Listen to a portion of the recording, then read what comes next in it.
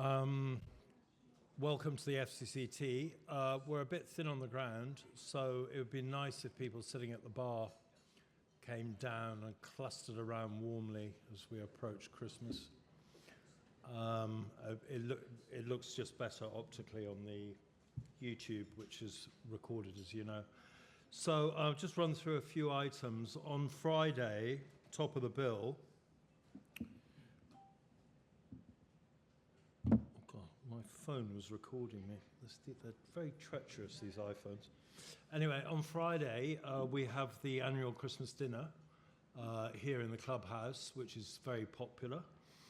We've just ordered in 3 excellent wines, so that the wine selection will be so far above average that you won't believe it, and at very good prices.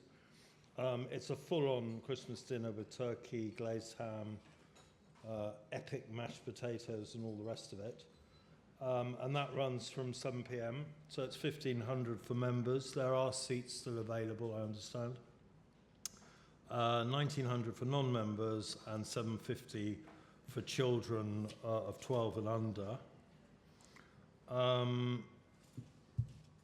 What else have we got? We have a deluge of outside programs relating to the election we had one today, the election coming up in Myanmar. So if you're interested in that, it's definitely something to watch. I think the next one is tomorrow in the morning. It's Respect Myanmar survey, and in fact this one is about migrants in Thailand. It's findings from Myanmar migrants in Thailand on the 2025 military planned election. That election starts in the middle of the month, December, and it's going to be staged in 3 parts, so we're not going to have any idea what's going on until about February. What else have we got? Yes, there's one other thing here that's worth mentioning, and that is the plight of Al Rockoff, the American military veteran and war photographer who most people will remember from the killing fields. He was one of the 4 journalists in the French embassy, and he was the guy that attempted to correct the passport for Dith Pran. And it all went wrong. Anyway, Rockoff absolutely hates the killing fields, so if you ever want to upset him, just say that and off he'll go pop. But anyway, he's got himself into a bit of a mess, and he seems to have lost control of his archive, which is a tragedy. I mean, the only thing in the world any photographer owns is their archive. He's always been a regular visitor to the FCCT, and we'd all been actually quite worried about him because he went out of sight during COVID. So there's a GoFundMe running for him. All you have to do is type GoFundMe Al Rockoff and it'll come up. And it's doing okay. He's got up to about $4,200. He needs an awful lot more. He needs housing. He needs to move his possessions, and he needs to be looked after. And if you're interested, the Bulletin has posted a very long and interesting article about him in the New York Times. And so to the evening. Shoot, ask and run. And you'll see that our guest of honour, Chris Stowers, is actually sitting on the table unusually so that he can run off quickly if things start going bad. Chris and I have a little bit of history, a little bit of shared history, but it goes back to Asia Week. And I was with them for about 18 years, and Chris joined a bit later. But colleagues, but not close colleagues, because you covered, as we're going to find out, different parts of the world. And I was mainly in Burma, Thailand, and Cambodia.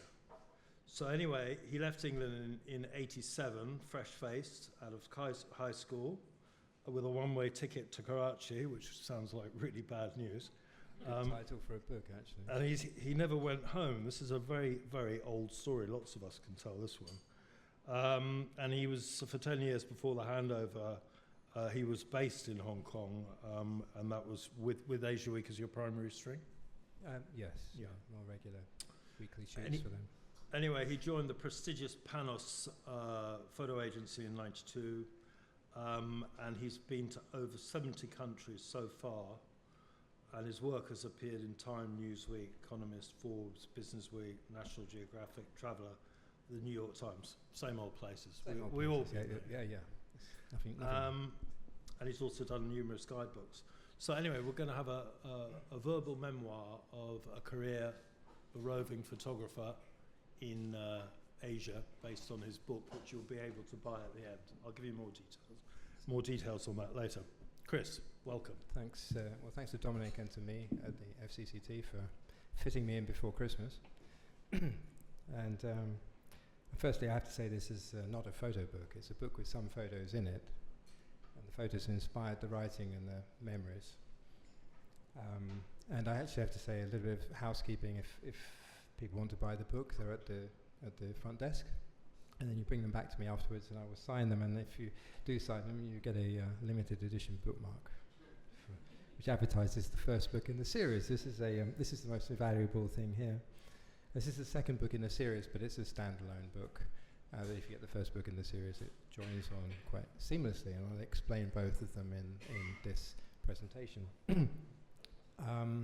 So I know quite a few people here, and I probably know they're more bylines actually than actual people. There's a fair number of photographers. I'm a bit intimidated to be in a room with lots of professional writers as well. I put myself in a cage of lions, haven't I really? As Dominic said, these are some of a few front covers.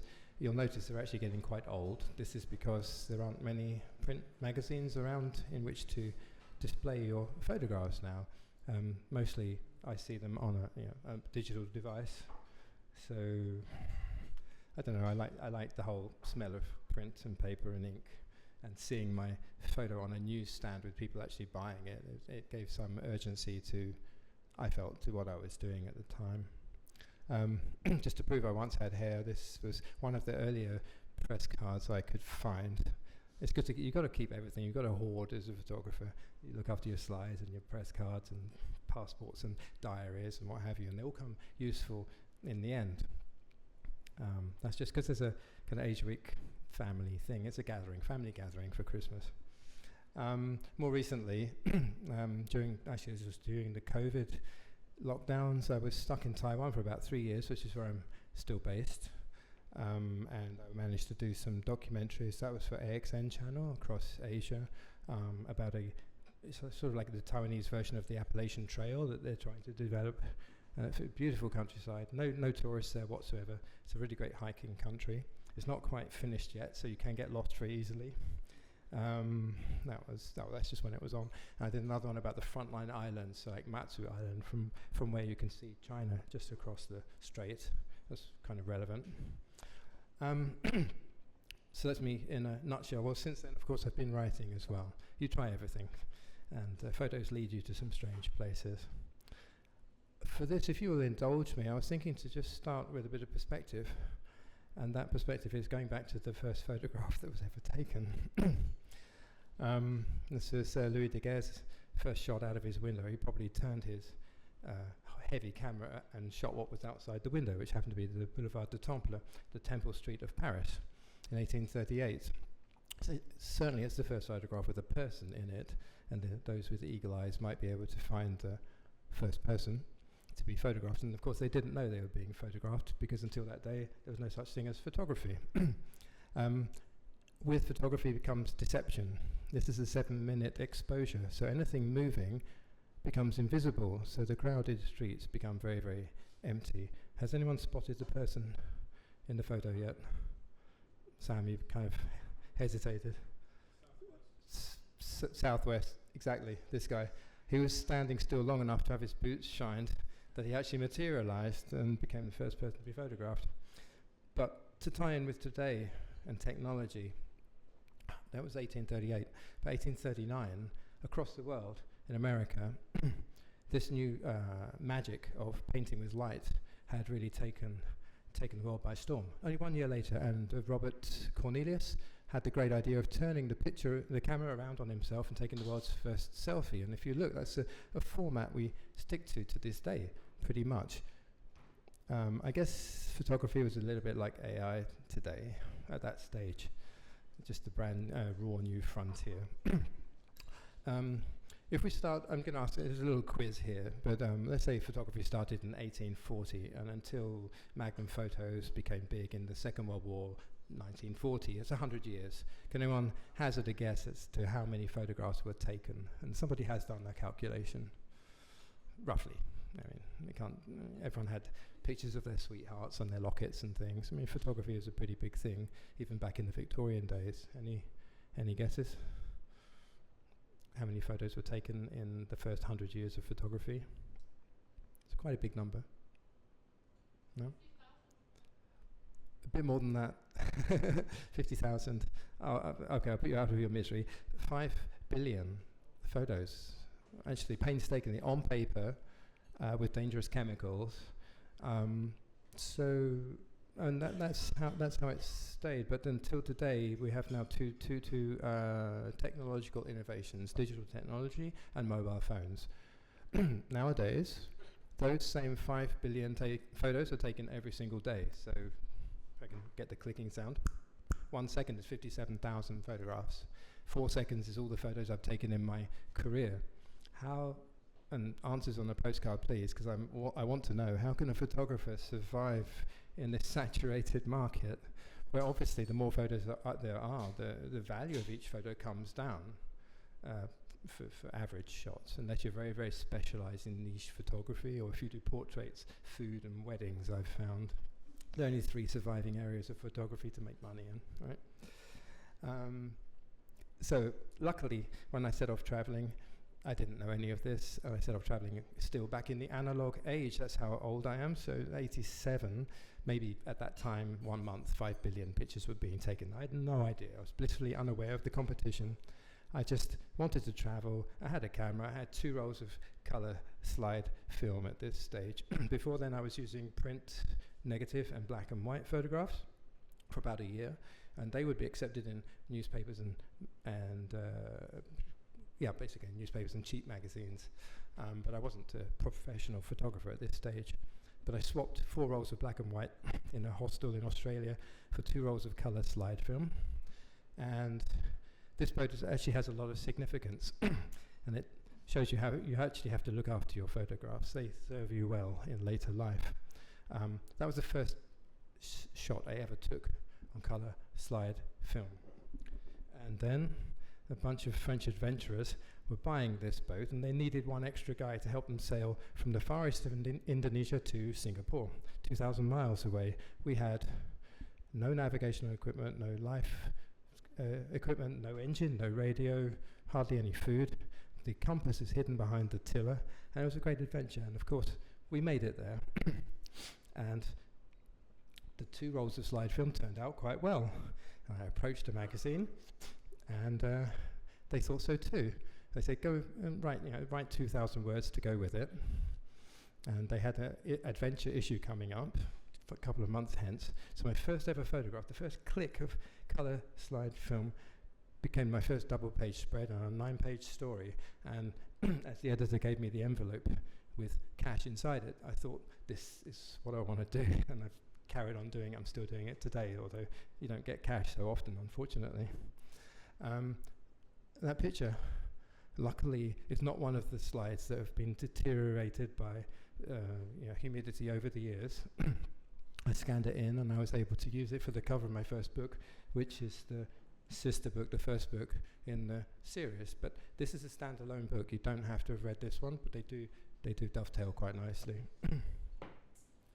I'm here to do something about another book, though, so I can't spend too long on this. Of course, after you discover photography, and you think, well, okay, maybe I can do this, you have to work out, how do I make a living out of it? And that's a whole different ball game. So for many years, I had to keep on teaching English, putting all that money into buying films and camera gear and airplane tickets and hotels, and building up a CV, basically, a repertoire.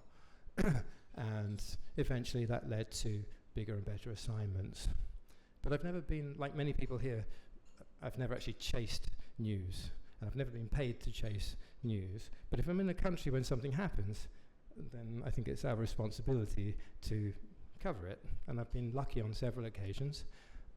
Lucky, I don't know. This was during the Indian Ocean tsunami in 2004.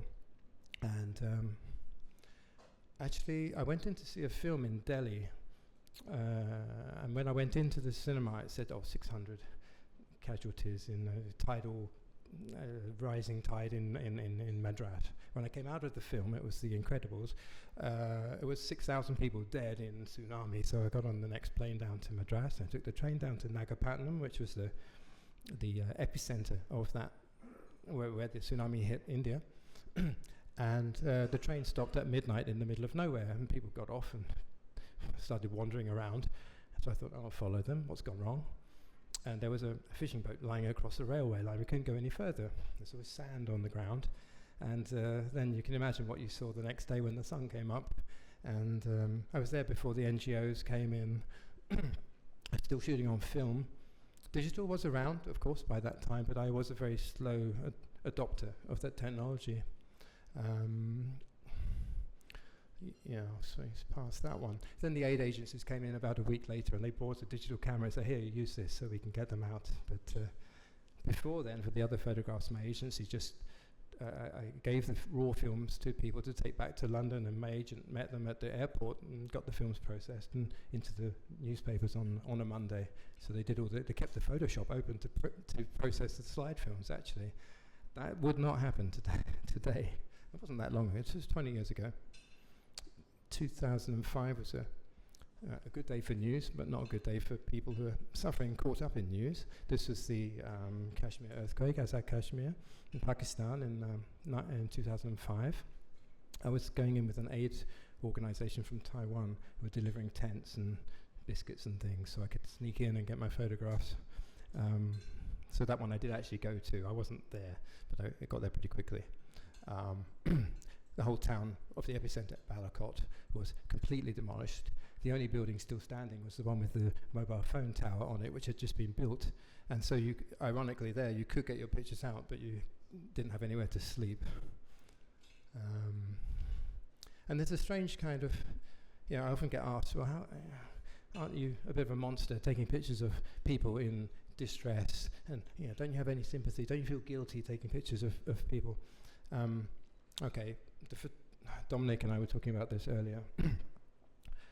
I think sometimes the writers are best served they of course go to see the action to get a dateline, but actually you can get much more nuanced information by then going back to a base back in the capital city or something to write up the story with more full reports. When you're on the ground, you're very focused on just what's right in front of you, but for a photographer, you have to be there. You can't not be there.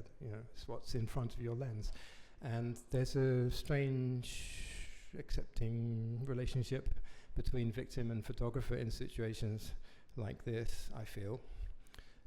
When they know you're taking a picture of their sadness, but they also know that you're doing a job, you're living through the same temporary privations, and that's the key, temporary.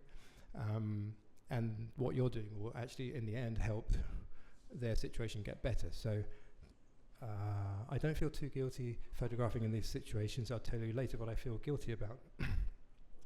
As with Georgia, everyone in the world, all the journalists I knew and photographers were heading off in the summer of 2008 for the Olympic Games in Beijing, and I just did not want to compete. How could I compete? Everyone's there. I'll go to the Caucasus. Never been there before. They have nice wine. They do. I drank a lot of it. And then on the day that the Olympics started, great timing, 8th of August, Russia invaded, and that was the Georgian army running away, and the Russians were behind, and the few press that were around and were not in Beijing were in a car sandwiched in between the two. So every war starts off like this, in chaos, but very quickly it becomes one of bereavement and trauma and displacement. And like this poor girl, whenever she heard an aeroplane going over, even though she was now in safety in Tbilisi, she would, just immediately just think we're going to be bombed by the Russians, like her housing block had been bombed in Gori.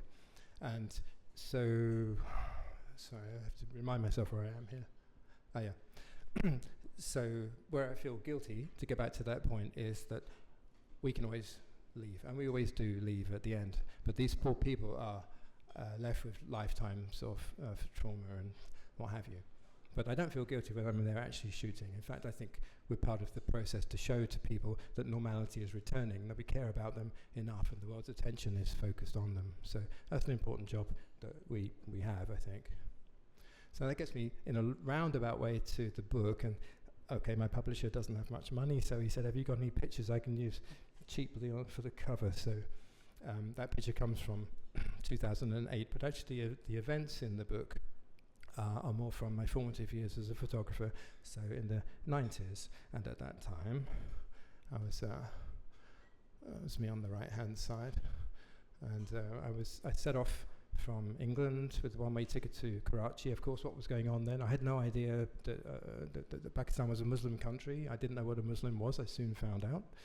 And I was in a cheap hotel, and they had all these great but impoverished photographers who were going into Afghanistan to join up with the Mujahideen and fight against the Russians. And exactly at that time, very fortunate, February to April of 1987, that's when the CIA were at the peak of supplying Stinger missiles. So everyone was a spy or a journalist, or probably both, that you met there. And I got hooked on the whole concept of being a photographer way back, right in my first week of landing as a naive young school kid. Very fortunately, I had a Nikon camera. I was able to swap lenses with the professionals, and then they gave me some advice.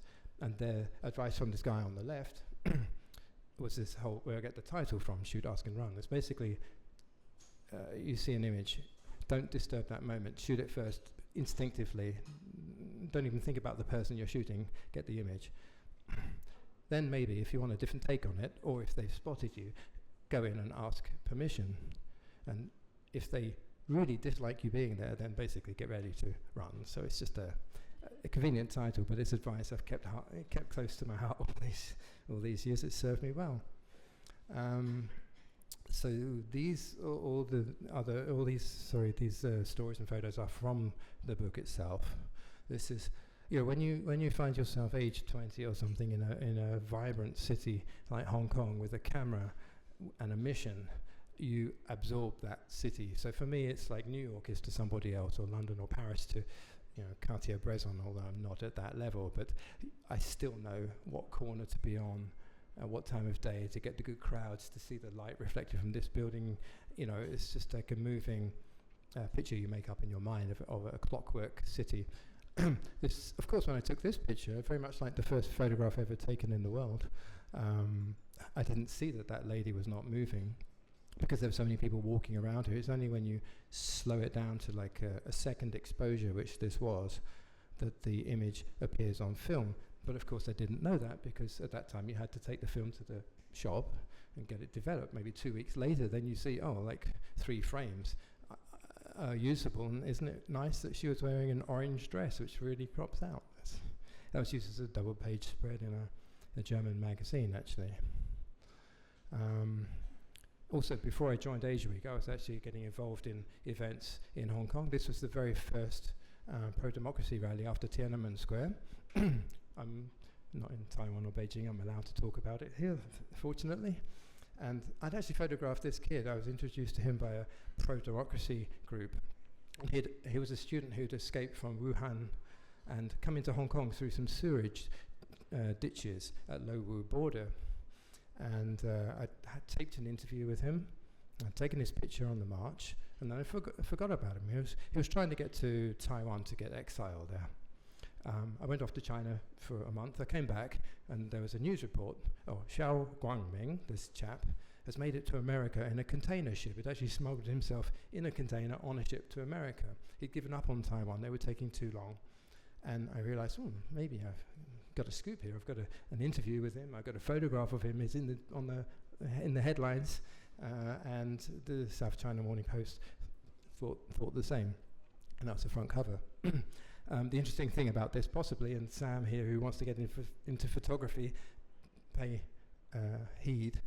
That picture I got paid 500 Hong Kong dollars, so 60 US. In 1990, Hans, you will verify you can live for a week in a guest house for that much money. Today, 35 years later, 500 Hong Kong dollars. You'd be lucky to get a meal if you don't, get too many beers. So it's harder and harder to get enthusiastic. But it's not about the money. I've got a few extracts to read out, if that's okay, from the book to kind of set the scene.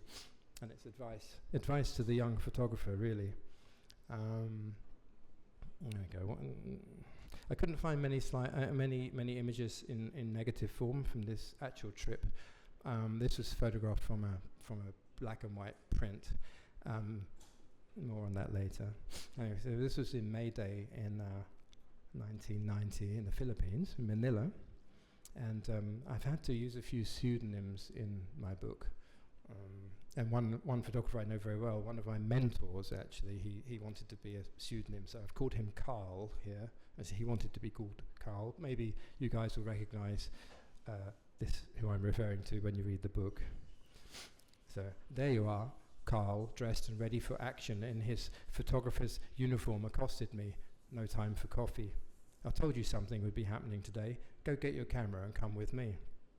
Rizal Park, May Day, 2 Filipinos meeting as a reunion, 3 makes it a festival. Thousands had gathered in Rizal Park, ice cream and balloon vendors pushing their carts around the outskirts of this huge congregation.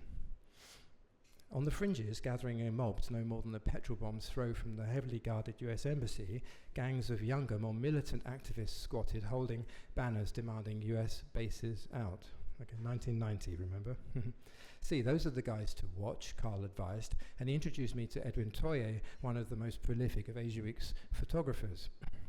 They dashed off to greet some other photographers over from Hong Kong. Every violent demonstration for them was a family gathering. They stuck together, shooting as a pack, too.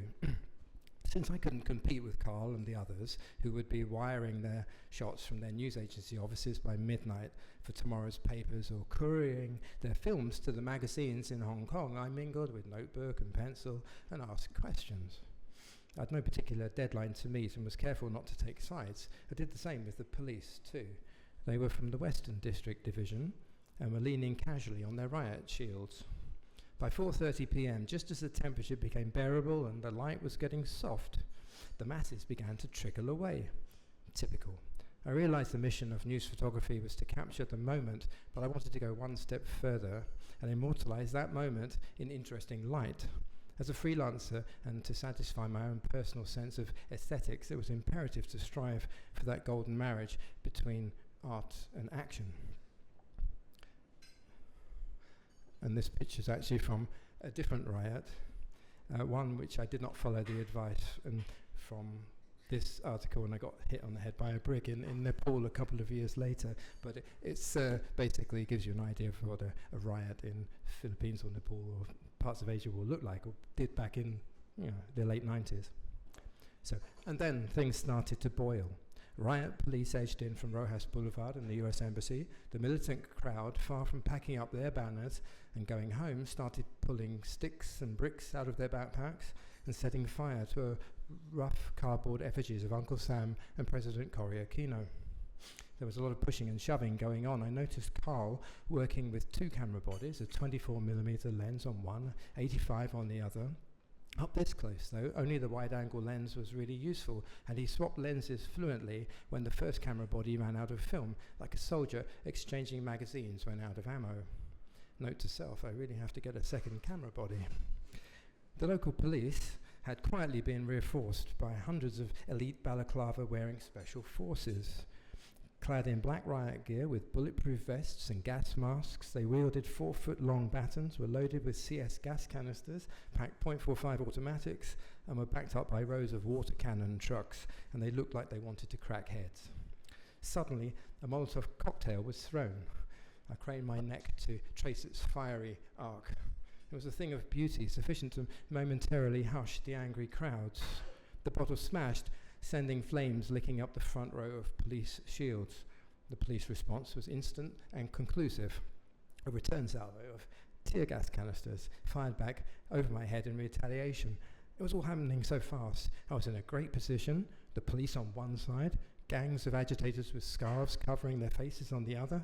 I fought against someone tugging violently at my shirt sleeve. You have to excuse my French here, but fuck off, I'm working, I yelled angrily without turning around, keeping my ground, trying to wrench free. Battle was about to commence. Get out of there, you idiot, you'll be crushed. I recognized Carl's smoky baritone edged with irritation. He yanked hard, and I fell back in his direction just as the opposing ranks closed and clashed. Sticks upon helmets, bricks onto heads, tear gas shots dropping right into the crowd, water jets erupting. See, yelled Carl, never get in between the police and the protesters like that again, got it? Not if you want to live. With that, he climbed swiftly on top of a bus shelter, joining 2 or 3 other photographers already there, shooting the ensuing melee from the relative safety of a vantage point. I made it back along to the Malate pension by 9 p.m., dazed and dejected. Along Del Pilar Street, it was all sex and supper as usual. No indication that a major battle was being fought just a few blocks away. The guest house restaurant was closed already, still no bloody coffee. Typical afternoon's exercise as a photographer. What you'll notice though, if you were paying attention, which I'm sure you were, is that not that one, the protest described here was about US bases out, and that was 1990. By 1992, that objective had been achieved, and US bases left the Philippines. Also, only a few years earlier, President Marcos, the dictator, had been kicked out of the Philippines. Now, 35 years later, we not only have US bases moving back into the Philippines, the new threat being that from communist China, but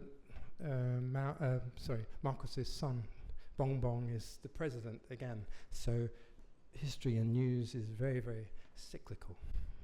If you think you've missed something, just wait 25 years and you'll catch it on the next time around. Okay. I found my first Asia Week press card here. Even earlier, even more naive. And I used this when Asia Week took me on. I wasn't full-time, I was just like temporary, but I had my name on the masthead, and I abused the hell out of this press card. So I go back to get access to all sorts of places and freebies, and it was a wonderful time to be young, alive, with a press card, basically. And I started covering events. I was based in Hong Kong then, but I started moving outwards a little bit and covering events around Asia and learning my trade. Now, the thing about Asia Week is that every week they had this wonderful coveted thing. It was 4 double-page photo spreads, horizontal shots with minimal text called Eyewitness. And every photographer in Asia was trying to get this because they paid $200 per picture. It was $800. You could travel for a month in India on this. And it was up for grabs every week. Dominic's had quite a few, probably more than me actually. And that really taught me how to shoot. Get your first 4 shots, strong shots that tell a story. Everything else is color around that, maybe a vertical shot for a cover. But if you've got those 4 strong shots, you can pretty much pack up your bags and move on to the next story. It took me a lot of experimenting to learn my craft as a photographer.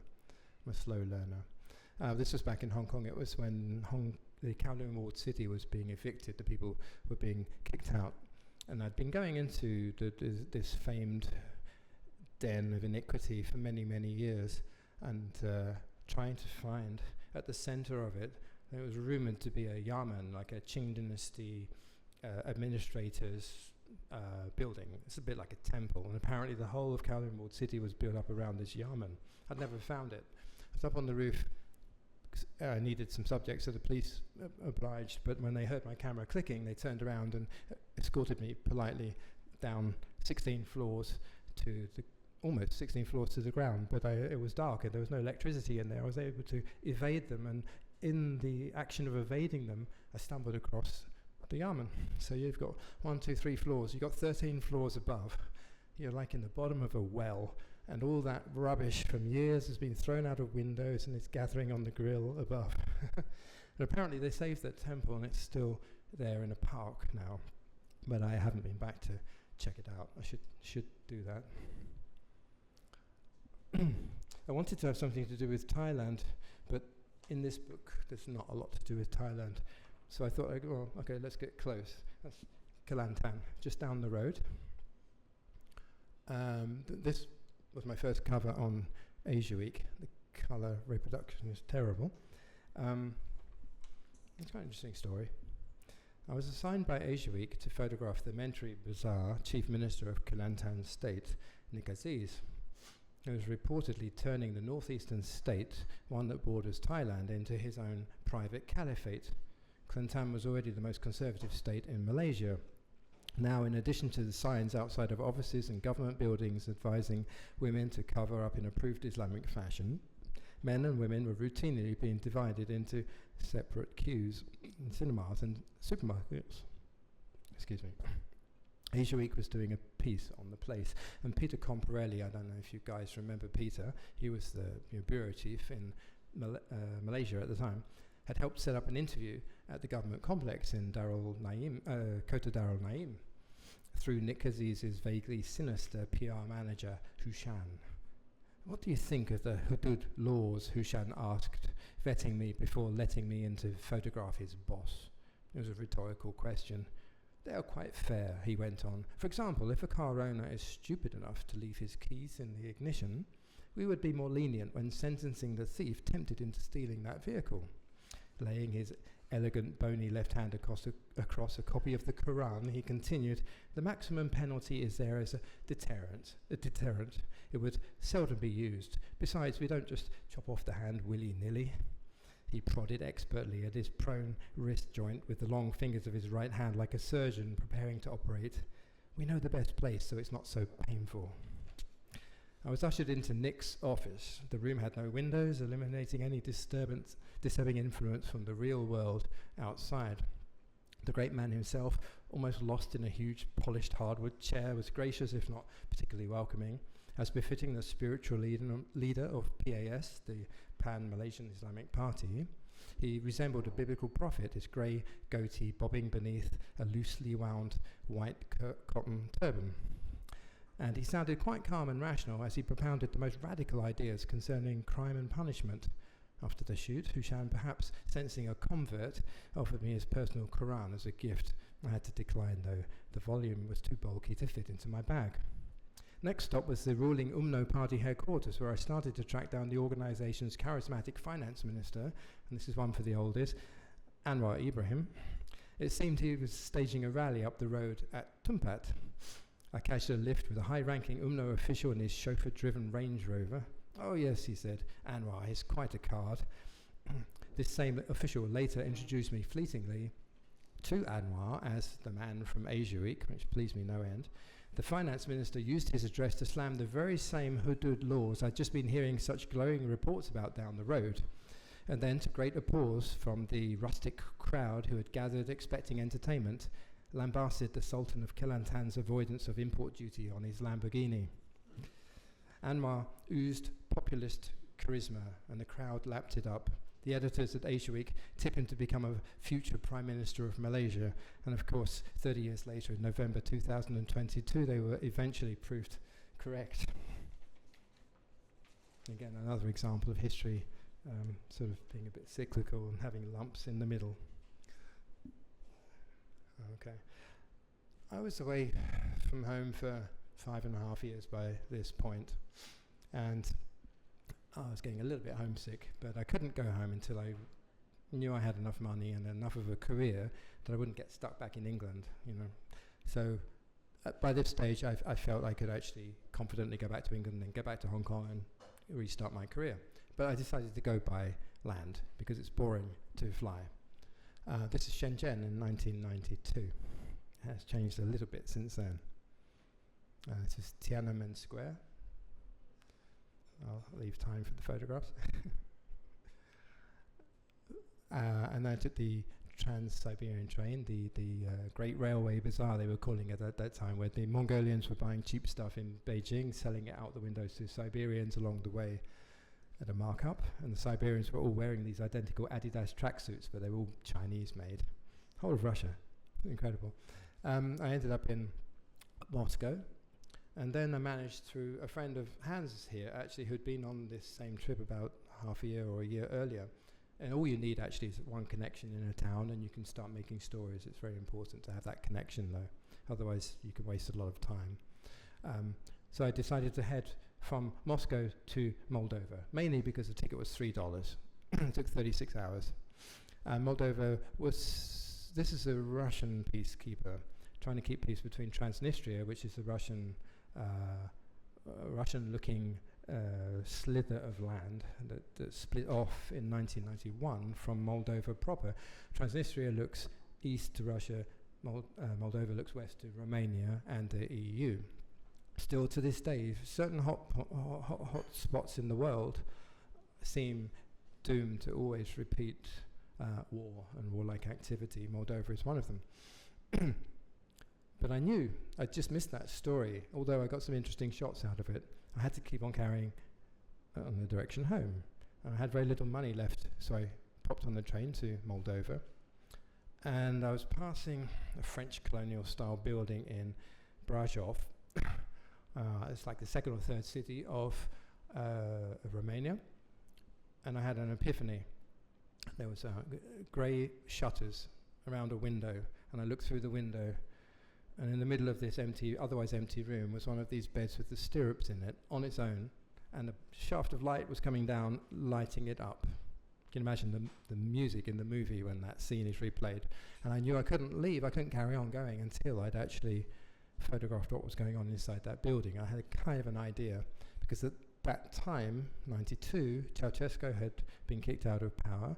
He decreed everyone had to have babies for the greater good of Romania, and now people were rushing to not have babies for Romania. And that was quite a shocking time. I did not really want to be there, but when you're offered a chance to get into a situation like this, what can you do? Especially when the people there are convinced that, well, the West is so free and the press can do what they like and we're Western now, so yeah, knock yourself out, just go and come in. I'd never actually be able, they didn't know you wouldn't actually be able to do this in the West. This shot was used as a double-page spread in Marie Claire magazine when I got back. And at first I thought it was the incongruous earring there, which kind of made the shot, but no, of course, in the end it was the humanity of the old nurse's hand holding the patient's hand as she was having the abortion that really made that shot. And this brings us on to, well, of course, you've got to have a challenge when you go home. Otherwise, you know, why are you going home? I needed some pictures, some newsworthy pictures to take with me. Because at this stage I was working for Asia Week, but I hadn't any agency behind me in London, so I wanted to have some relevant pictures to take back.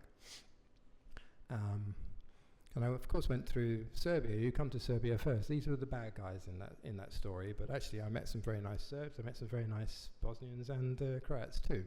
It's just the governments that don't like each other. And this, actually things were really taking off at the end of August 1992 in Bosnia-Herzegovina. And I'd managed, after several attempts, to get the correct paperwork to get through to Pale, which was a former ski resort in the, I think, 1984 Winter Olympics. Beautiful area in the Dinaric Alps, but now it's the headquarters of the Bosnian Serb government. Radovan Karadzic and his mob were holding up there. You could get to an army camp, Lukovica army camp, which was shelling Sarajevo, so you could actually see Sarajevo down there, and you could actually go through. It's just you wouldn't be allowed back in again. And, you know, I had some luggage back in the hotel in Belgrade, and I'll stay on this side for now. Anyway, there were stories to do around Pale, and one of the big stories which I got onto before ITN, actually, was the refugees coming from Gorazda. The Bosnian Muslims had kicked them out, and there was a convoy of cars making its way slowly to safety in Serbia, all beaten up trabbies and larders with bullet holes in them. And they were presently at a small junction called Sokolac, about half an hour by bus. I had no money by this time. I had $200 left, which is what you pay for a fixer for a day. I had to get all the way back to England on that, so I was shoestring, very shoestring. So I thought, well, I can afford the bus trip to Sokolac, let's go and see what's going on. And the Serbs are pretty stoic, and they don't like to show emotion, which is great. I admire them for it, but it doesn't make for good photographs. I wasn't having much luck, and people were getting a bit, you know, what are you doing here? It's photographing our misery. So I thought, well, I'd go back to the hospital I'd seen on the outskirts of town and maybe start there for a story. So here's where I pick up the narrative. Thinking the hospital would offer up the best material, I began to track back towards it, snapping away, sorry, I'm sticking to the desk, snapping away at road signs, landmarks, passing traffic, willing my fortune to change. Along the road, I came across a well-dressed, middle-aged man, his young wife and their child, who were walking in the same direction. What luck! He was a doctor at the local hospital and spoke English. He quizzed me about my work and I asked him permission to shoot inside his clinic. I'll give you something to look at. I don't have many pictures left from this because they were confiscated. That was one of my earlier attempts to get into Bosnia. Following the UN, they wouldn't let me join or give me a bulletproof vest. Sorry, Peter. Okay, so we arrived at the main guard post of the hospital and he told me, I will have to ask permission, please wait here. A few minutes later, my friend reappeared in conversation with a couple of military-looking officials. I waved to him across the courtyard, glad to see his familiar face. He would be able to get things moving now. Instead, I heard, in Serbo-Croat obviously, that's him, that's the man I saw earlier, photographing troop movements on the road to Pale. This isn't really... that's Sokolac. That's one of the few photos I could save from that trip. It only ever takes a moment for everything to go to hell. Understanding the danger you face arrives later in retrospect. A pair of militiamen approached from behind. One tore my camera bag off my shoulder. The other roughly shackled my hands behind my back. I was pressed firmly into the front passenger seat of their VW Golf. The guard sitting behind me jammed his pistol in my neck. Problem, the driver growled, meaning for me. The cuffs forced me forward until my head almost touched the windscreen, which was pierced at eye level by twin bullet holes, I noticed. So this was it, the thrill I'd been seeking ever since kissing goodbye to Eva on the nighttime platform in Arad. And for that romantic interlude, you'll have to buy the book. And embarking on this frivolous detour into danger. To be honest, it was a path I'd been on a long time, ever since the first wave of bomb blast adrenaline back in Peshawar. 6 years of experiences and escapades, and they'd all been secretly in cahoots, patiently leading me on to this one day, and an unmarked grave, unremarkable among so many. I was not special after all. I'd had a good run, but I should have guessed I'd never really be allowed to make it home. Worst of all, I'd only myself to blame. What degree of idiot goes strolling through a country under siege, casually snapping away at vital parts of infrastructure? What kind of foreign correspondent can't afford to hire a car or an interpreter? I cursed myself for not having told anyone at the press centre where I was heading. The AK-47 that belonged to the unshaven driver lay across his lap, its muzzle pointing at my knees. The weapon wobbled and slipped each time he changed gear or slammed on the brakes. My leg joints began to shake, and not entirely from indignant rage. I'm not a spy, I croaked, an octave higher than aiming for, my throat scratchy and dry, but of course I looked like one by that time. With his right hand free between gear changes, the driver turned to me and slowly drew a thumb across his throat. I do remember that very clearly. So, I was wondering whether to make a grab for the machine gun or try and jump from the car at a slow bend and run for it. Wouldn't that present my captors just the excuse for target practice they were itching for? Instead, I sat and stewed, working myself up into a right stomping mood. Why the hell did I ever leave such a comfy setup in Hong Kong? I will not tell you how I got out of that, but basically, if you are going to put yourself in situations like that, never act like a victim, because you'll become one. Always exert yourself.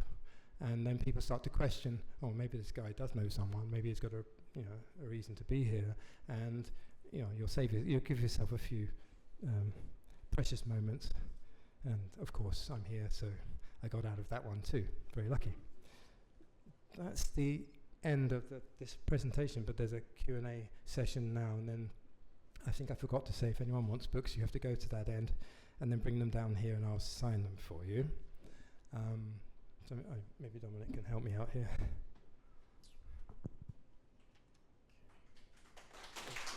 Thank you. Would you like to sit? Do you want to sit there? You'll be more comfortable. I'm mucking up the system. Whilst you're Down photographers. readjusting your position, Yeah. that spot where you're just climbing into is where Anwar Ibrahim sat.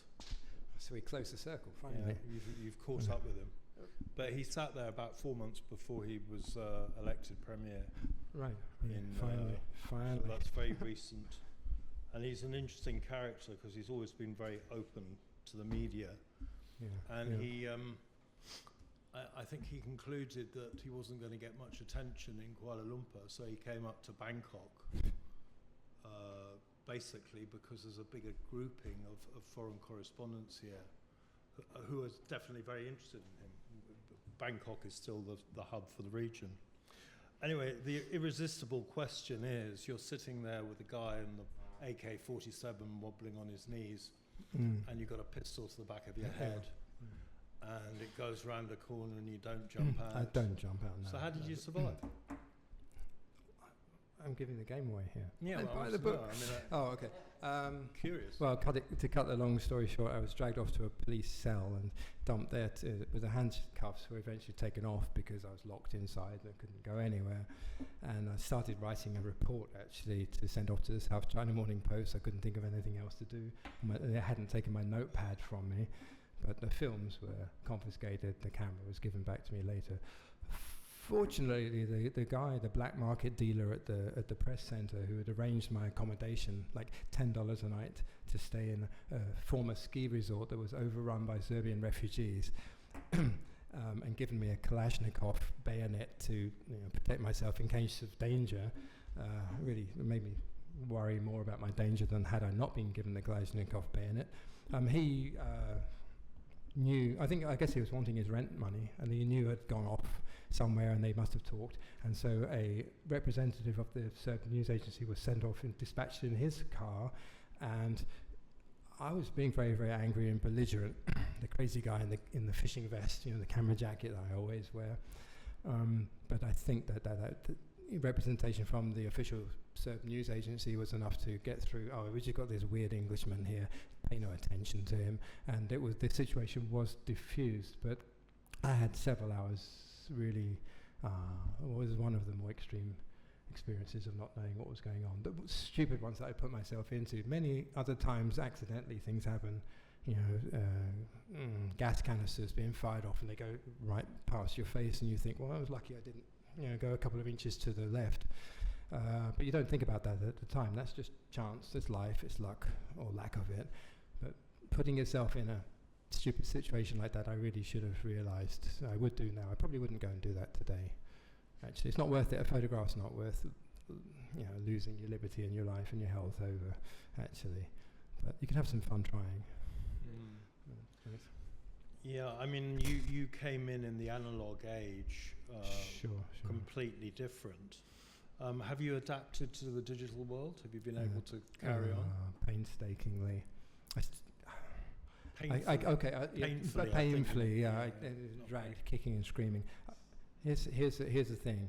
I keep all of my film cameras because they're works of art as well, and they're fully functional still. The digital cameras are tools, and after 8 years, let's say, of solid usage, the sensors are no good anymore, and they start breaking down, and you just swap them for the next camera. But at the time, I was shooting like an FM2. People still value that camera today. Young kids today want to get their hands on an FM2. You could buy one in Singapore second-hand for $200 and start a career then. Now, to make $1 million in photography, you start off with 10 million, and you've got, you can get some nice photos, but you're not going to make any money. Oh, it's hard. I don't want to put people off too much of becoming photographers. But sorry, to answer your question, I think there's something very, even if you look at a print photo, a slide that has been digitally reproduced, there's still something in there which is more than in the digital version. There's something in the nothingness. And there's also a mood. None of the shots are as sharp as you get. People are used to tack sharp images, and their exposure's got to be exactly correct, but that takes away some of the humanity, some of the emotion of an image, actually. Right. So we're not going to go back that way, though. It's just not. It's not on the cards. But I think you could possibly. I've been thinking about this recently. Just if you're established enough, you can just decide to. I'm just going to shoot on film, take it or leave it, and then digitize those images. But you keep the original. It's actually worth something. It's worth a lot more than a digital image. So maybe you could, if you're famous enough, insist that you shoot on slide film. And there's a little in Taiwan during the elections recently. There was 2 years ago. There was a Japanese photographer who was paid by his magazine to expressly shoot on slide film. And the Japanese are kind of ahead of us in that way of appreciating art. But the big problem with film is that you can lose it. Have you lost film significantly? Well, once they've been confiscated, yes, and but also slide film, especially less with black and white or print negative. Slide film is a liquid, a very slow liquid, but it's still changing and transforming. And I hate to look into the plastic boxes where these pictures have been at the bottom for 20 years, and I move them from house to house, and I never unload them, and they're kind of sticking together sometimes, not always. And the color fades to blue, and some film, Fujifilm seems to survive better than Kodak film, as a reference point. I always used to shoot on Velvia. Velvia, yeah, sure. And if you keep it properly and in proper sheets, it is unbelievable. And in a well-acclimatized you look at it, it's like it was taken yesterday. Sure. It's really remarkable. Whereas Ektachrome just fades. It fades. Exactly. Yeah. So that's one for the the pedants out there. If anybody else wants to chip in, there's a microphone at the back there. Just identify yourself. Just going back to this risk of film, because it fascinates me. I've had some adventures that I don't want to bore you with. But basically, if you were shooting film in Burma, say in the 80s or early 90s, you would have a situation where the first thing was to get the film out. Yeah, sure. And you could go through the airport at Mingaladen and hope that they didn't realise that you were there. But the X-ray machines were absolutely... they were designed by Stalin, I think, and they sort of glowed like nuclear things, and you had to get your films around that machine, so you could have spent a week shooting images.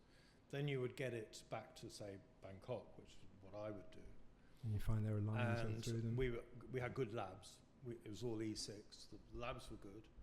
And then we had to get it to Hong Kong. So if you were in a rush, you couldn't even courier it. You used to have to go out to the airport and walk up to somebody in Bangkok and say, would you mind taking a package from Bangkok on an airplane to Someone Hong Kong? will meet you at the other and end. normal people say, well, actually, especially in Bangkok. Yeah, it's very bad news.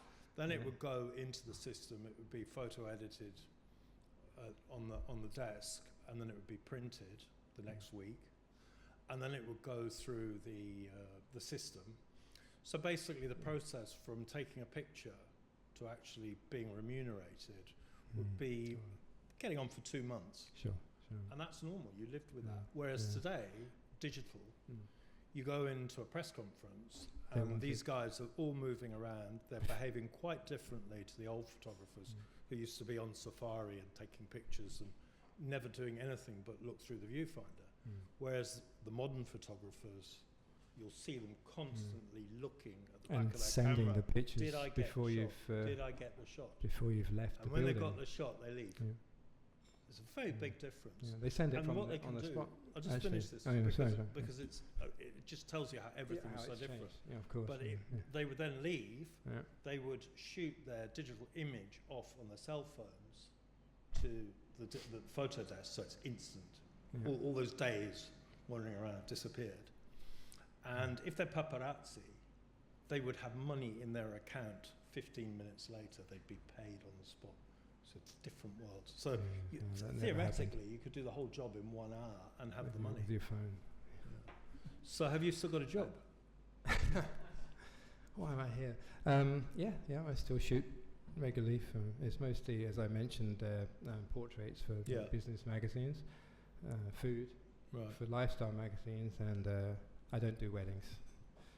Only if somebody pays me very, very highly will I do a wedding. It's a lot of work involved. And then the corporate work is what we're all about. That's what we're trying. Travel agents and photographers are in the same business. You know, the individual jobs don't pay anymore, but the corporate clients keep the whole show running. So like finance conferences and things like that, where you're shooting for 4 or 5 days for Goldman Sachs or something. Very high pressure, but you get good money. And that keeps you, you can go off for 5 months and do your own thing after a week of shooting for a corporate. I wish there was more of that work around though, Dominic. Every 3 months, sure. Yeah, any financiers in the crowd, please. Millions wouldn't. Take my card. But wedding photography is very high risk. I mean, if you muck up a wedding, you're dead. But there are some terrible, inexperienced people passing themselves off as wedding photographers. I feel sorry for people who don't know that's the problem. People don't know what they're looking at. Even photo editors, young photo editors, don't know what makes a good story these days. And you're selecting a wedding photographer for your big day. You don't know. The shots look all right. They're all displayed nicely, but that person really, as a professional, you can see straight away they've missed the moment there. This is processed way too much. Obviously, it's a bad shot if you have to process it a lot to try and save your image. The whole idea of shooting on slide film is it's so difficult. If you're half a stop out with the exposure, it's no good. So you're sort of bracketing a little bit, but you get to know what the light is like in a room, what shutter speed, what aperture, for what film. We used to know that instinctively, so you could be very quick at shooting. People have lost that with electronic cameras, digital. You just rely on the automatic and point and shoot. So it's taken some of the skill out of it, but it has made it a bit easier. But I was very interested. Questions. I was very interested by your experience with the abortion, and you're chattering about it, and you've got the stirrups up and the bed, and the beam of light that you're talking about. Sure, this is a God-given opportunity coming in. They do come and in. I thought, it's going to be a birth. Oh, right. It wasn't Christmas. Why not? But summer. Beams of light sounds pretty chirpy, and of course it's not. It's exactly the opposite. Exactly the opposite. And so you shot it from behind. You got the picture of the hands and. I got a lot more shots. I had total access, but the ones that sold were not as graphic as some of them that I did actually get. But my hands were shaking, and I basically ran through whatever film I had in the cameras, 2 cameras. And then at the end of 4 abortions, because it was like 5 minutes each, I thought that was like a pre-operation checkup, but no, that was actually the thing. And I just went into myself, and when the film ran out, and I was hitting the end of the winder, which we don't have on digital cameras, on the winder, I just took 2 films and out. But that's the point. I mean, that you had to do it. You shot pictures. And of course, you always take the picture. We all understand that, and then you edit it yourself. But how much self-censorship would you not allow certain pictures once you've looked at them on the light box to go through? Oh, self-censoring. That's interesting. Well, number one, if you don't have a camera and you're in that situation, you're a voyeur. You're not a photographer. So I want to make very clear. By holding the camera up and hiding behind it, you are a photographer. Right. I self-censor, so like sometimes I've been in situations where someone looks at you through the lens and you just put you can't take the shot. This is why I don't have any great photo awards or anything. Put it down and you go and help them instead, because at a certain point it's much better to be human than to make a few extra bucks. So I admit that that's a weakness in a way in terms of hard news photography. The self-censoring, I pretty much give what I think are my best photos for light and composition to my agency, Panos in London, to give them a credit, and they will pass them on to the newspapers and magazines interested in the story, and then it's up to the photo editor to take what they think is appropriate for their magazine. So I don't self-censor unless it's obvious that that person does not want to be photographed and the situation doesn't warrant. But you wouldn't have rules like, I would never send a picture of somebody disemboweled or missing a limb or severely, because I wouldn't trust the photo editor not to use it. Right. Okay. For Asia Week, I didn't really cover too many direct violent occasions like that. I don't know, I think it depends where you are and what else is going on around you. And photographers can find themselves haunted by these choices. There was that guy, Nick, he won a World Press Award with a picture of a starving young child in Africa and a vulture. I don't know if you remember from years ago. Kevin Carter, thank you, Tim. And he was asked so many times afterwards, why didn't you help the girl? In fact, she was right near to her aid centre, and I think he saw her being taken care of, but he killed himself because he knew that was always hanging over him, right? So it wasn't there. You can't tell until you face that situation yourself how you're going to react. But I was in Georgia. ITN they had a car and they were sitting on the back of it with a TV camera and they were shooting all these refugees coming. I was a freelancer with some local fixers and he knew the people and we just downed our cameras and gave them a space in our car and took them out to Tbilisi. Okay, so ITN got the better picture that day, but I don't care. There are plenty of other photos to take. But magazines themselves, I mean, once I had this photo student from London who'd seen my tsunami pictures, and she said, she was asking questionnaires for her course as a photojournalist. I noticed that you take lots of pictures of arms and legs and parts of bodies, but not the whole face. I was thinking, really? I sent everything to the agency, but the newspapers had used that, and the winning photo that year was an arm stretching out, actually. So it's I don't feel that involved in the process. I just give whatever I've taken, and I hope for a lucky outcome. Because I'm not an editor, I don't know what the public are really wanting. I've got a rough idea, but just being there is enough, actually. Yeah, I mean, this guilt thing, Don McCullin, the great British photographer. No. It would be good. Griffith Jones has sat there. Oh, wow. So Vietnam Inc. I'll rub it for good luck later. Yeah, rub it hard. But McCullin is now, I think, hitting 90. And he's been giving a lot of interviews lately about how haunted he is by what the photographs he took, which are astonishing, some of them. Sure. Yeah, amazing pictures. And he consoles himself by taking beautiful landscapes in England. And they're also McCullin-esque. They've got this very dark and moody. Very moody. Yeah. But he says that his consolation is that he never disrespected anybody that he photographed. Right. That he always took them seriously, he always engaged, he always felt that they knew what he was doing as far as was possible. And that's his kind of defensive mechanism. I broached that with the shots, say, from Azad Kashmir, and it's true. You sense when you've stepped over the line, and then you just stop or shoot somebody else. There's always something else to shoot, and it's not good to make people in a tough situation feel even worse about themselves. Absolutely not. That's bad karma. But and I just hope that I'm never in that situation where my family has to run away from their home and be dislocated for the rest of their lives living in there are Thai Burmese Karen refugee camps on the border here. I was photographing 30 years ago. They're still there. They never went back home. They're holding on to that dream, but they never, since 1988, they never went back. And some people, they never lose hold of that dream of going back home. The true refugee is never where they are. They're always somewhere else in their mind. But how to portray that in a photograph? But you asked that question on the helicopter with the baby. Yeah, the kid who'd been... this whole issue of how are you feeding off misery? And there's no question that some photographers do that. Oh, yeah, they get off on it. Yeah. They're ambulance chasers, basically. Sure. But, I mean, of course, the contrary argument is how do you convince people about how awful things are? Exactly. In places, in refugee camps, or in war zones or tsunami zones or whatever, without showing enough of the detail.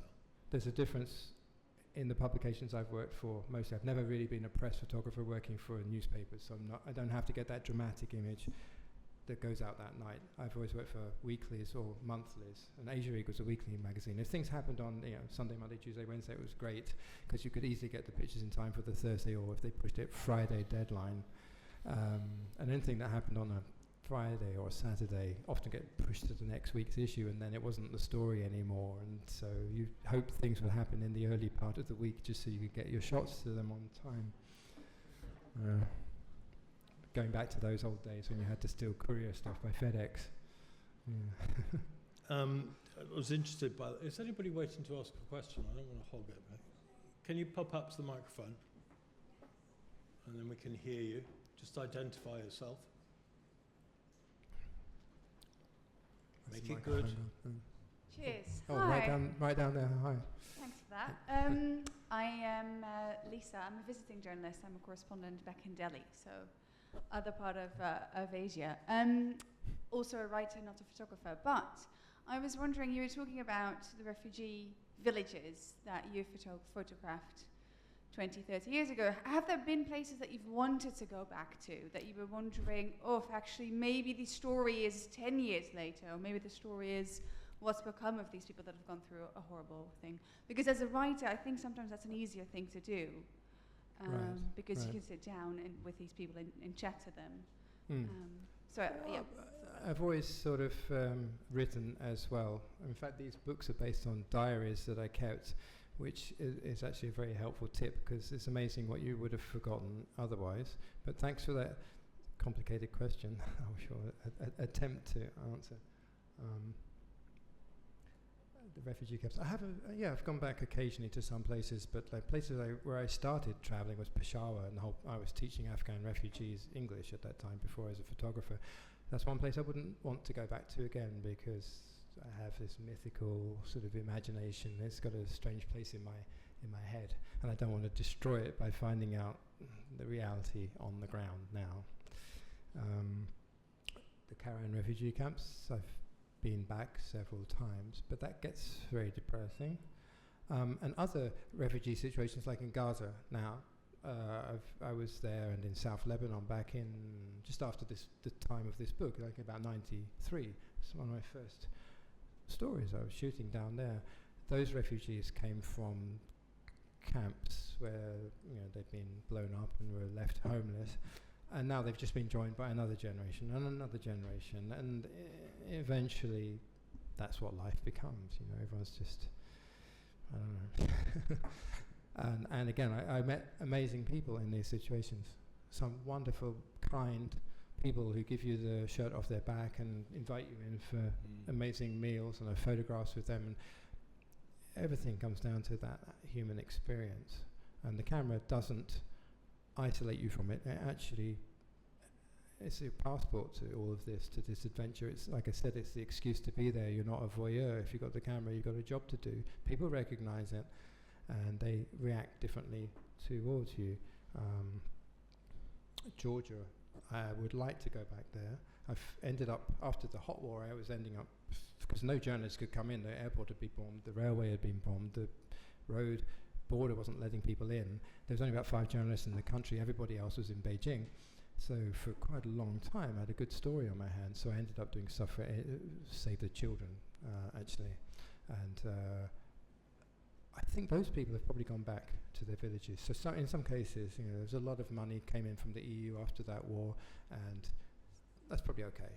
But other places are perennial. It's geopolitical, maybe, like I mentioned, Moldova. It's always in the news, generation after generation after generation. There's history repeating itself.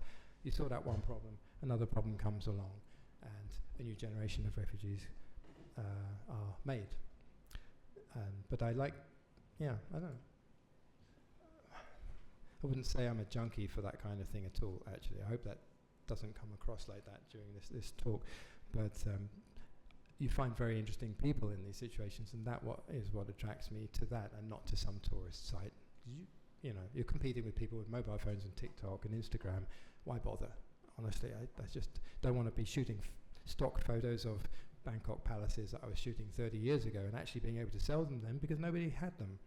Nowadays, you really have to, find stories that appeal to you, or give up and do something else, like write a book or do a documentary, and don't make any money from that either. So I hope that sort of answers your question. Thank you. Yeah, if you go back to the Cambodian border, which was the biggest concentration of refugees after the fall of Phnom Penh, you wouldn't find anything. All the refugee camps have just vanished back into the agricultural setting they've gone. And the refugees themselves have travelled sometimes enormous distances. The repatriation in '92 that the UN undertook was the largest busing operation of people in history. There was nothing bigger. And those buses went from the camps, where do you come from, which province, camp to province. Huge thing. But you wouldn't find any remnants of that at all. And it's gone, it's evaporated. It's a very strange feeling, actually. But I was wondering about this. I talked about Al Rockoff before. Yeah. And Al is one of the great photographers of the Vietnam War in Cambodia. He was horrendously wounded. His heart stopped on one occasion. He's a complete survivor. He was notorious for going places that were just too dangerous for anybody else, and he did it. And the great sadness is that he's never produced this book. The pictures, so they're there somewhere, but we haven't seen it. It's not come through. I won't go into that. No. But when I was looking at your book, it's a memoir. Yes. It is not a book of photographs. Most photographers want nothing more than to have this show my life in pictures. Well, I've shot lots of guidebooks, and I have several photo books out there, mostly for some reason from India. I just find that's the best place to get. Right. I don't know, I get on very well. I always grow a big moustache when I go there and get respected really well.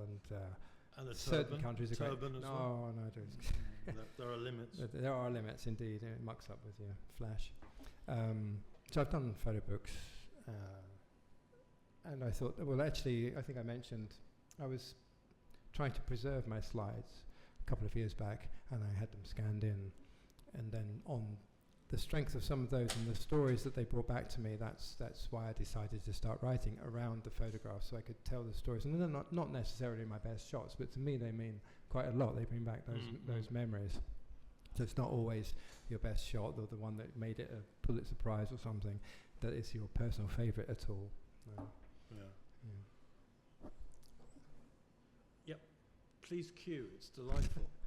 It's just what I want. G'day, Chris. Marshall Blaine, club member. You've been in some pretty tight places with some pretty large things happening. At what point do you trust yourself, your own inner voice, your own angel that says, do I stay or do I go? Did that improve over the years to trust the situation? I've had I'll let you. Yeah. Sorry. I think what I'm trying to say is people have to confront things in their life that have got hostility and arms and blood and stuff like that. Sure. At what point do you say, I'm not going to get the shot, I've got to go? There have been quite a few occasions when I thought I've during the downfall of Suharto, I was in Jakarta, and that's when, actually after all of this, the first person who was shot right in front of me was then in 1998, and a little while after that, when journalists were coming in, I was just there, I was lucky, but people were coming in to cover this story, and I left it a little while longer, had some wild parties, and then thought, no, I've got to go back to Hong Kong, I was living in then, I think, or Taipei, and get back some sanity, much to the regret of my photo editor at the agency, who probably wanted me to stay on longer. Trying to think of an example from the book, actually. I've always had a pretty well-developed sense of self-preservation, though, to tell you the truth. Partly that shoot, ask and run advice stuck in my brain, and I've had quite a few friends from my photo agency who died trying to get photos, and no photo is worth that. It's very random now. You could just be standing there in a crowd shooting a press conference, as my friend was doing in Somalia. I won't mention his name, and some madman came up to him and shot him in the head. He's got a kid, 2 kids and a wife back in Denmark. It's just so random, so pointless. And that happens, I think actually it can happen much more now than when I was shooting more actively. But I think if you've got a pretty good sense of spatial awareness. You've got to, see what's going on around you and read the mood. And I don't know. You also get bored of stories after a while. I do. I want to move on to the next thing. It's always been about money as well. Actually, if I can't, make much money out of it, I'll try and, because without a trust fund keeping me at this game, I have to think about where to maximise my profit from it. And there's more money to be made in shooting a conference than there is shooting a riot. So, yeah. But back in the day, you get caught up in it. That's for sure. Yeah, and there comes a day when you realise you can't run quite as fast as honest. before. You base it, you can't get out of it. You make a huge mistake. But I mean, the job of a reporter, a journalist, a photographer, is to get the story. So if you get yourself killed doing it inadvertently, you have failed. The whole enterprise has been pointless. It sounds incredibly cynical, but it's a fact. And at the end of the day, writers have a much better option of preserving their position, keeping in the reserve. Whereas the photographers go in, you look at Larry Burroughs' pictures all taken, very close up, short lenses. It's terrifying. But the risk is enormous, or it can be. But ultimately, you do have to get out. There's no picture worth dying for. So however, my parents have been very worried about me over the years. And well, I have to tell I have to, they're good parents, but I have to calm them down occasionally and say, well, what you're looking at on the ITN news in Georgia is not quite as bad as it might seem on the ground. And there is a sort of, you get the rules of the game as you stay there for a week or 2 weeks, and you know people, and you can more easily avoid being in a danger zone and still get the pictures. But the people that get caught out are just by accident. Yeah. And you can't do anything about that. Either you're unlucky that day or not. Or inexperienced. Yeah. I mean, well, I know. I'm just going back. It's hard to say. In May '92, we had something like 40 journalists injured in a 3-day period in Bangkok. One was shot in the head, but miraculously nobody was killed. But 2 of the people that were shot by snipers. They were both French. They both came in thinking this was a great opportunity to become photojournalists, and they jumped around in the dark, letting off flash guns. Bang, bang, both of them, flash guns. Other people weren't using flash guns. They'd learned.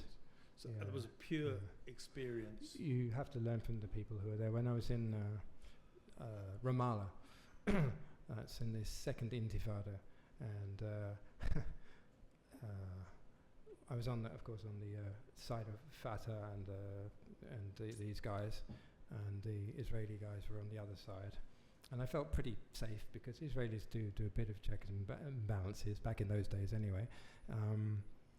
But I met an Irish reporter, and he said his insurance policy was at night time when he went back to Jerusalem into the bars, he'd make sure to chat up some of the Israeli women, and it was Israeli women in the army who were trained as snipers because they were really accurate and got really pissed off with Arabs and made the best snipers. So he made sure that they knew he was going to be out there photographing the next day. So exactly the case of snipers. He maybe wouldn't be targeted because he bought some beers the night before.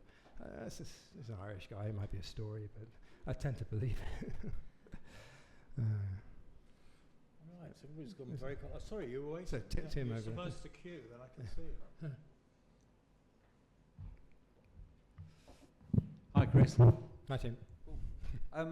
What do you think the future of photojournalism is, or does it have a future? Because, we've seen over the years there's less and less photojournalism in magazines and certainly the pictures you take, and you mentioned Don McCullin before, you don't see that kind of imagery now so much in the media, because when something happens, there's usually someone with a phone on site to get the first picture. It may not be the best picture, but it's usually the first picture. Yeah. And also now with the rise of AI and editing, people don't trust what they see on the internet. Whenever you see a picture from anywhere, someone always posts, it's not real, it's fake, it's AI or whatever. So do you think photojournalism has a future at all? If it doesn't, how do we document what's going on in the world? Okay, there's always going to be images and there's always going to be stories to be told, but I think the media we use is going to change. I dislike the fact that people don't trust our photos for being any good because they think you just made it up on Photoshop or something. But that's actually been going on for quite a long time, for as long as they've had Photoshop around. Traditionally, yes, it's dead. There's no money to be made unless you're like a full-time correspondent working for an agency or Agence France Presse or something. I stood in for a friend at AFP a while back, and at first I was getting $300 a day to just go out and take photos, and then it was $200 a day, then it was $125 a day. Just in case there was a plane crash, you have to have someone on duty. And then they wanted to pay $67.50 a day, and nobody accepted that. So they went back to $125 and cut the number of days down on offer for freelancers. So it's ridiculous. However, I think if you're things are cyclical, we've established this. Possibly trends like high quality, high art film photography with great lighting, this is always in demand. But also, if you're good with technology, and I'm not afraid to admit that at all, I'm a dinosaur. But if you're not scared of computers and you're au fait with the latest equipment, and you have a sense of adventure and you know a story when you see one. I'm looking at Sam here specifically because he's maybe thinking of going into this crazy career. I think a younger generation have not been scarred by that experience of knowing the golden days when they existed. So it's still an adventure. This is your time to get out there, and more stories, maybe even better stories will come along, you know. So I think, Tim, to answer your question, not in the way that we remember it. It's very hard to compete, as you know. I think you will agree with me on that one. AI is a plaything of Satan, in my in my eyes, and we shouldn't play with it.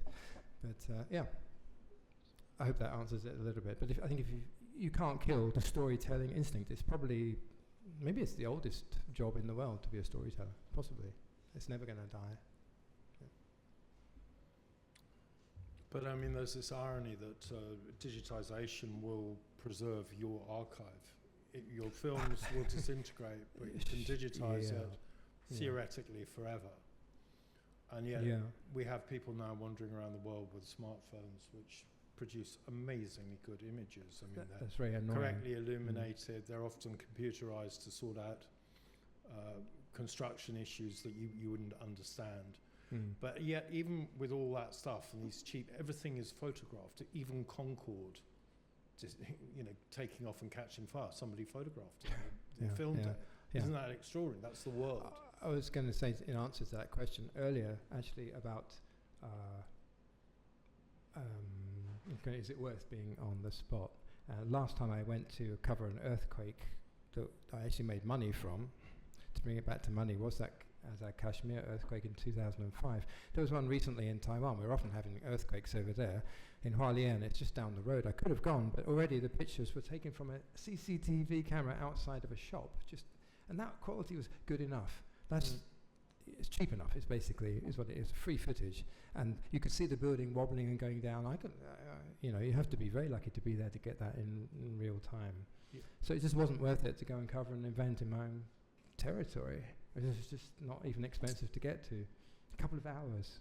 It's too long now. Yeah, but there are two streams here. One is you can look at photographs today and say that was taken by a professional photographer. There are always these telltale signs the way it's put together. You know it was a professional. If you know what you're looking at. No, but it was a professional. On the other hand, what you've just said is that we get much better served in terms of news gathering, visual optics of what's going on, just because everybody's got one of these damn cameras. So citizen journalists. So you could say that the public's better informed or better served visually. Sure. But they don't get their news from the BBC or the established news agencies so much now. They're getting it from anywhere, so who's to tell that that's the real thing, the real McCoy? Not that the BBC is often the best source, but there's all these questions coming up, what to trust, even trust the image, trust the story behind it. That I can't answer, but you have to go ahead and do your job in as truthful a manner as possible and hope that truth shines out. but very few people really even appreciate a good photograph now, I think. I'm not sure. But no, they know it. If Instagram is very popular because... But you know a picture that's been taken by a photographer. If it's thoughtful. That's been who knows what they're properly doing. processed Composure, visually. light, all these things still matter. It still shows. Understand. Yeah, sure. Good. Yeah, Everybody's good gone very quiet. Any more questions? Yeah, Sure. by all means. Others are welcome to queue. Yeah, don't feel too... Chris, can I Yeah. turn it to something lighter and tools of trade? Please do. Yeah. A friend of mine has a Leica M9 that he swears by. What is it about brands of cameras, and what's your preferred camera? And do the cameras follow the news service? Like, do certain news agencies prefer a certain type of style of camera because of the shot they take? Yeah, And what camera do you covet that you would own? My goodness. Okay, I've always used Nikon because I had a cheap Nikon when I started traveling, and when you start collecting lenses, all the lenses fit onto it, so you're sort of stuck with the system forever. But during the 2000s, Canon was kicking ass, to excuse my French, and all the agencies were sort of supplying their stringers with Canon cameras. Which I never liked. You drop them, they break. And Nikon you can use to hit somebody with, and it will still survive. So I stick with that. You see then the quality from a Leica, and you think, oh my goodness, why am I shooting on a Nikon? But it's kind of a lot more difficult, especially the rangefinder camera. Anyway, there's a trick to that one. I'm thinking of getting back into medium format photography. I have a Mamiya 6, which is a big old 120 film camera, and when you look at those images, it's like, yeah, that's so much better than digital. But Leica M9, refresh my memory, that's one of the digital ones, isn't it? I don't think I would pay the money just for the red button, actually. Maybe the old ones, the M3, the M4, the M5, the mechanical ones, yeah, they're worth their weight in gold. But the digital ones, it's just the same as all. It's just a very expensive digital camera that you're going to throw away in 10 years' time when the sensors died. It's throwaway now because, you know,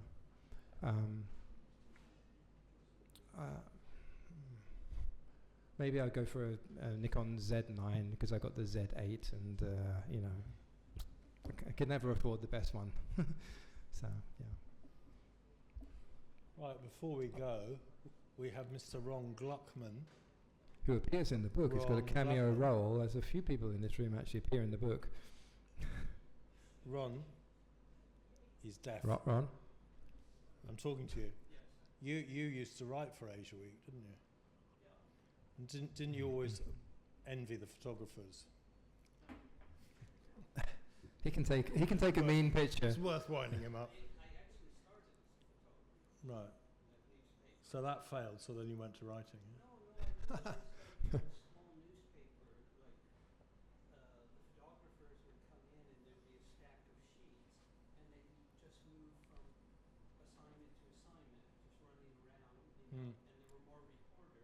Mm.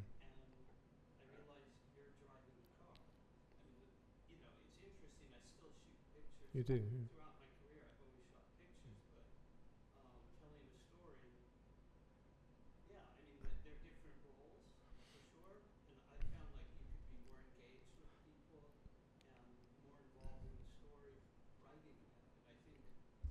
That's true.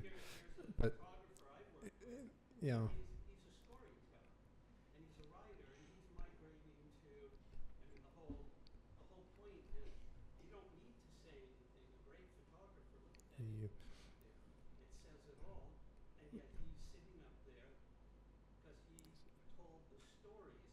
About it, yeah.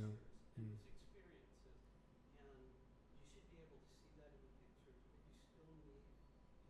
Some words to have it explain it. Mm.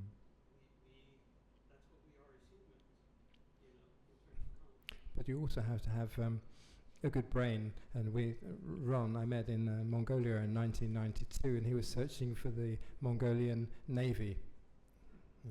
Landlocked country. I thought the guy was mad. And he found it. And it was published in Asia Week, so That was brilliant. madness pays off sometimes too. Well, I think we've drawn to a close. Thank you very much, Chris. That Thank was you, a lot Dominic. of fun. Very much. And thank you, Ron. And I'm here to sign with the bookmarks, should anyone Yeah, so the want. book is available at the I back. don't want to take them back to Taiwan with me, they're so heavy. 650 baht. You're supporting the club as well. And one final plug for the Christmas dinner on Friday. So it's not too late to book. Come along. Should be a nice, relaxed evening. Thank you, Chris. Thank you very much.